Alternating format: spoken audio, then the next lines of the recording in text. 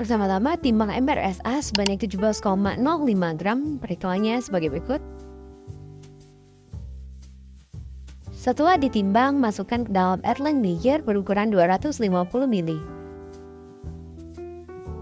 Kemudian ditambahkan Aquades secara bertahap. Penambahan Aquades secara bertahap ini bertujuan untuk memastikan media agar larut dengan baik dan mencegah terjadinya adanya gumpalan. Aduk terus hingga homogen, kemudian ditutup menggunakan aluminium foil yang bertujuan untuk mencegah adanya kontaminasi. Kemudian didesain media yang bertujuan untuk melarutkan komponen yang ada di dalam media. Selanjutnya sterilisasi di suhu 121 derajat selama 15 menit.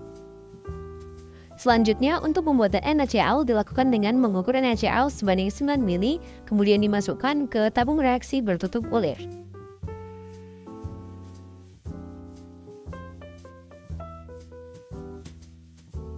Setelah semuanya selesai, NaCl siap untuk disterilisasi. Kemudian untuk alat-alat lain seperti cawan Petri dan tip dimasukkan juga ke dalam plastik PP dan siap untuk disterilisasi.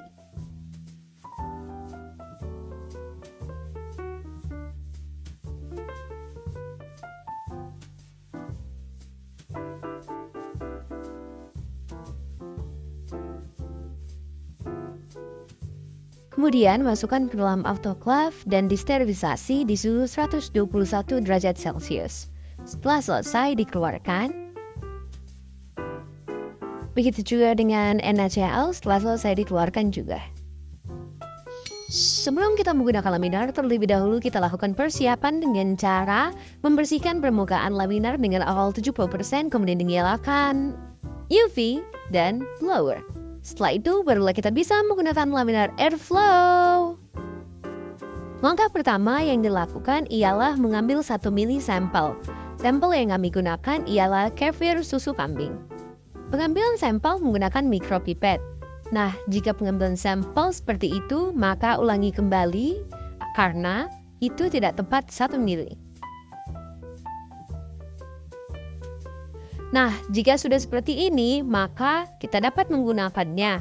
Langsung saja kita pindahkan ke tabung reaksi yang pertama, yang disebut sebagai pengenceran pertama.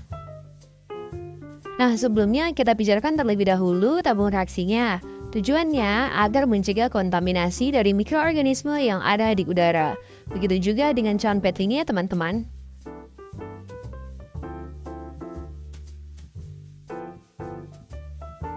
Selanjutnya, kita homogenkan menggunakan vortex. Tujuannya agar pengenceran yang dihasilkan sempurna.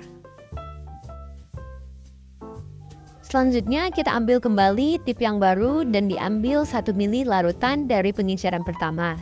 Alasan tip harus diganti karena cairan yang tersisa di tip pipet sebelumnya akan mempengaruhi konsentrasi pengenceran selanjutnya jika digunakan kembali.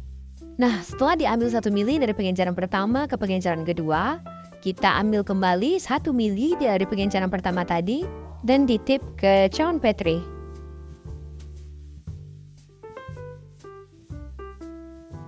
Kemudian, homogenkan kembali menggunakan vortex tabung reaksi yang kedua.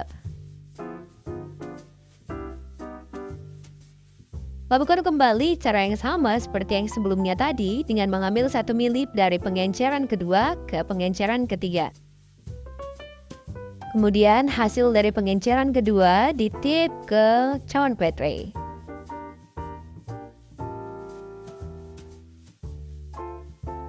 Lakukan hal ini hingga pengenceran selesai, yaitu hingga ke pengenceran 6.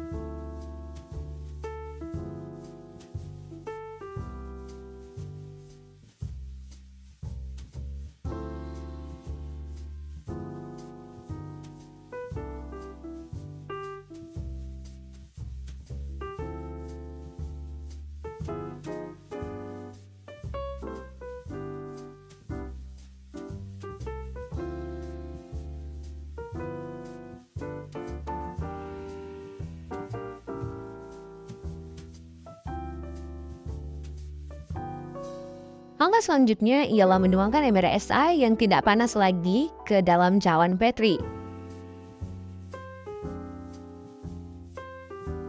Setelah itu dihomogенkan dengan gerakan harapan. Nah, gerakan ini bertujuan memastikan media yang sudah dicampur dengan sampel terdistribusi secara merata dan homogen di seluruh permukaan cawan Petri. Langkah selanjutnya adalah pembungkusan cawan Petri. Nah, saat pembungkusan, cawan Petri dibalik. Tujuannya agar tetesan air yang terdapat pada tutup permukaan cawan Petri tidak menetes ke media agar, sehingga mencegah terjadinya gangguan pertumbuhan bau. Dan jangan lupa untuk menuliskan keterangan pengenceran di kertas. Setelah itu, masukkan semua cawan Petri ke dalam inkubator dan inkubasi selama 2 hari di suhu 37 derajat Celcius. Setelah 2 hari, keluarkan sampel dari inkubator dan amati.